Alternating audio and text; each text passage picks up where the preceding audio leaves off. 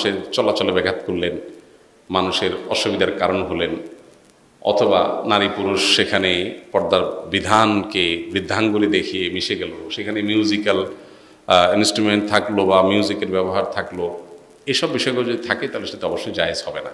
কিন্তু যদি সেগুলো না থাকে, পরিচ্ছন্ন থাকে, তাহলে সেক্ষেত্রে আনন্দ এবং উৎসব করে রাস্তায় বের হওয়া এটা নিষেধ না, মোটা দাগে এটা নিষেধ না। কিন্তু আমরা যখন রাস্তায় জাতীয় র্যালি বা মিছিল বের করি, সাধারণত রাস্তাঘাট বন্ধ করে, গাড়ি ঘোড়া চলাচল বন্ধ করে করি, সেটা তো আসলে অন্য মানুষদেরকে অধিকার নষ্ট করে করা হয়।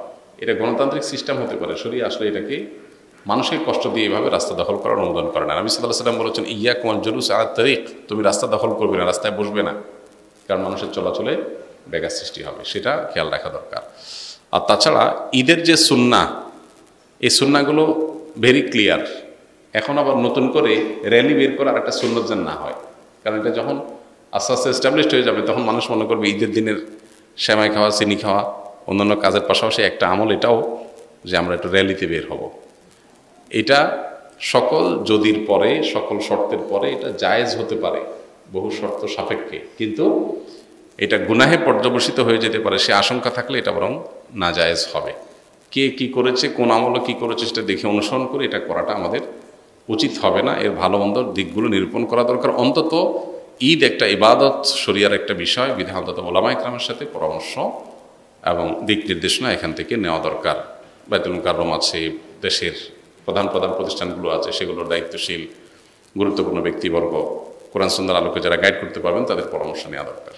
ছোটবেলায় শুনেছিলাম মহানবী হযরত মুহাম্মদ সাল্লাল্লাহু আলাইহি ওয়াসাল্লাম যখন ইমামতি করতেন তখন তার মুসল্লিরা প্রতি লক্ষ্য রেখে কেরাত দৈর্ঘ্য নির্ধারণ করতেন, অর্থাৎ মুসল্লিদের মধ্যে যদি বৃদ্ধ মানুষ এবং শিশুসহ অভিভাবক থাকতেন তখন আয়াত ছোট করতেন। প্রশ্ন হলো, এটি কি সহিহ হাদিস? আজকাল শোনা যায় না। হ্যাঁ, এটা সঠিক। নবী করিম সাল্লাল্লাহু আলাইহি ওয়াসাল্লাম, এটা ঠিক না অবশ্য যে প্রত্যেক নামাজেই আপনার এভাবে আলাদা প্যারামিটার দিয়ে মাপতেন, এটা না। তবে একবার নবী সাল্লাল্লাহু আলাইহি ওয়াসাল্লাম জীবনে এরকম ঘটনা দেখা গেছে যে বাচ্চার কান্নার আওয়াজ শুনতে পেয়েছেন, তিনি নামাজ শর্ট করেছেন, নামাজ সংক্ষেপ করেছেন। সংক্ষেপ করে সালাম ফিরে বললেন, পিছনে হয়তো মেয়েরা ছিল, বলছেন যে কার বাচ্চা কাঁদতেছে সে বাচ্চা ধরো।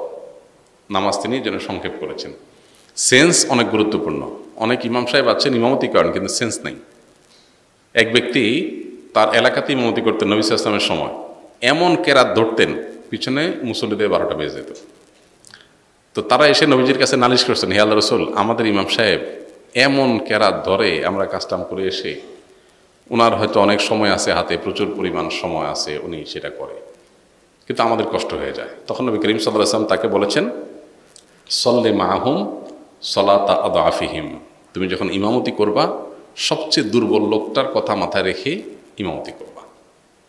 তো এখান থেকে বোঝা যায় মোটা দাগে এটা ঠিক যে ইমাম সাহেবের খেয়াল রাখতে হয় মুসল্লিদের কোনো অসুবিধা হচ্ছে কিনা। আপনারা যখন হারামাইনে নামাজ পড়েন, বিশেষ করে মক্কাতে, লক্ষ্য রাখবেন মক্কার ইমাম সাহেবরা নামাজ একটু তুলনামূলক অনেক সময় একটু তাড়াহুড়া করে পড়ে। আমরা অনেকে বিরক্ত হই যে এত লাখ টাকা খরচ করে আসলাম, ইমাম সাহেব একটু তৃপ্তি ভরে তেলাওয়াত করবে, কি হুলস্থুল করে।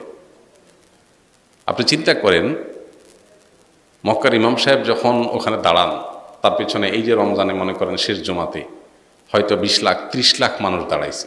এই 30 লাখ মানুষের মধ্যে মেজরিটি মানুষ খোলা আকাশের নিচে ভয়ঙ্কর রোদের মধ্যে তারা দাঁড়াইছে, সে আরবের রোদ। অনেকে আছে রাস্তায় দাঁড়াইছে, যে রাস্তার নিচে পা দিলে পায়ে ফোসকা ফুটে যাবে। সেজদা যেহেতু ইমাম সাহেব লম্বা সময় লাস্টিং করে, বহু মানুষের কপালে ফোসকা এমনি ফুটে যাবে। যারা মক্কায় গেছেন জানেন রাস্তায় নামাজ পড়লে কি পরিমাণ গরম থাকে। তখন ইমাম সাহেবদের এগুলো লক্ষ্য রাখতে হয়।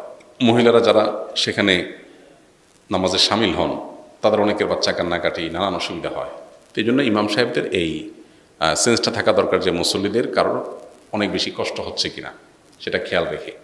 আবার এর মানে এই না যে আমাদের মুসল্লিরাও তখন আজকাল এমন ফাঁকিবাজ হয়েছি যে আমরা চাই ইমাম সাহেব শুধু ইন্না তাইনা আর কুল আল্লাহ পড়ুক। হ্যাঁ, এটাও হওয়া উচিত না। মুসল্লিদের যেমন ধৈর্য ধারণ করা উচিত, আবার ইমাম সাহেবদেরও সেন্স থাকা উচিত। ওই যে আমাদের কেশিয়া সাহেব ফেসবুকে লিখছে একটু ভিতরের ইমামতি করার শখ ওনার।